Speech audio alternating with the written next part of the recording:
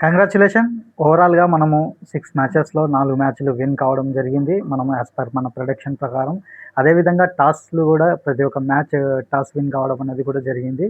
So, ఈరోజు 7థ్ match మీరు చూసుకున్నట్లయితే ఈరోజు జరగబోతుంది Chennai super Kings and Punjab Kings మధ్య మ్యాచ్ జరగబోతుంది. సో, వీరిద్దరి మధ్యలో టాస్ ఎవరు విన్ కాబోతున్నారు, అదేవిధంగా మ్యాచ్ కూడా ఎవరు విన్ కాబోతున్నారు ఈరోజు మనము తెలుసుకోబోతున్నాము.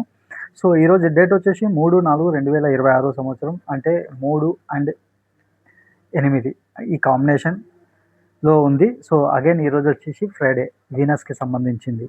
సో, మ్యాచ్ జరగబోయే స్థలం మనం చూసుకున్నట్లయితే స్టేడియం ఎంఏ చిదంబరం స్టేడియంలో జరగబోతుంది. ఇది చెన్నైలో ఉంది. సో, దీని యొక్క చెన్నై యొక్క నేమ్ నెంబర్ కూడా 25 నెంబర్ మీదకి రావడం అనేది జరుగుతుంది. సో, ఇక్కడ మనం చూసుకున్నట్లయితే చెన్నై సూపర్ కింగ్స్‌లో చూసుకున్నట్టే రుతురాజ్ గైక్వాడ్ కెప్టెన్షిప్ వహిస్తున్నాడు. ఇతని సారథ్యంలో ఈరోజు మ్యాచ్ జరగబోతుంది కాబట్టి ఇతని యొక్క డేట్ ఆఫ్ బర్త్ చూసుకున్నట్లయితే 31/1/1997.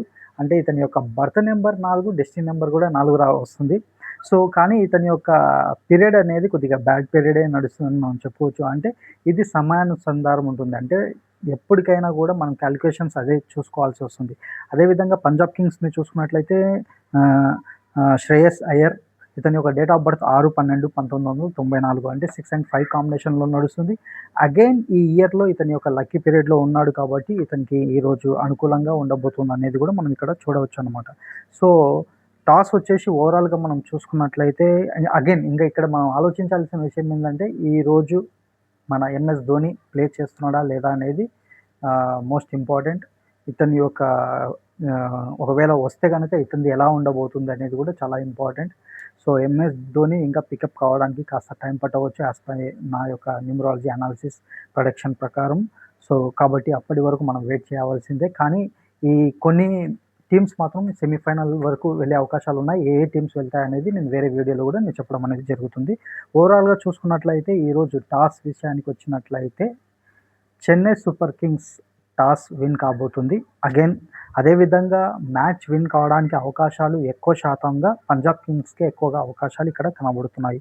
ఎందుకంటే ఇక్కడ చూసుకున్నట్లయితే గ్రహాలు అనేటివి చాలా అనుకూలంగా కొన్నిటికి మాత్రమే ఫేవరబుల్‌గా ఉండడం, దానికి తోడు ఇక్కడ అన్‌ఫేవరబుల్ చెన్నై సూపర్ కింగ్స్‌కి కొద్దిగా అన్‌ఫేవర్ కనబడుతుంది. కానీ బాగానే కష్టపడడం అనేది జరుగుతుంది. రాణిస్తారు కూడా. కానీ చివరి క్షణంలోనే ఇదంతా ఇబ్బంది కలిగే అవకాశాలు ఉన్నాయి. సో, ఓవరాల్‌గా CSK is the toss winner and Punjab Kings is the match విన్నర్‌గా నిలవబోతుంది అనేది ఇది 7 ప్రొడిక్షన్ మనది. ఈరోజు ఏం జరగబోతుంది అనేది కూడా వెయిట్ అండ్ వాచ్ చూద్దాం.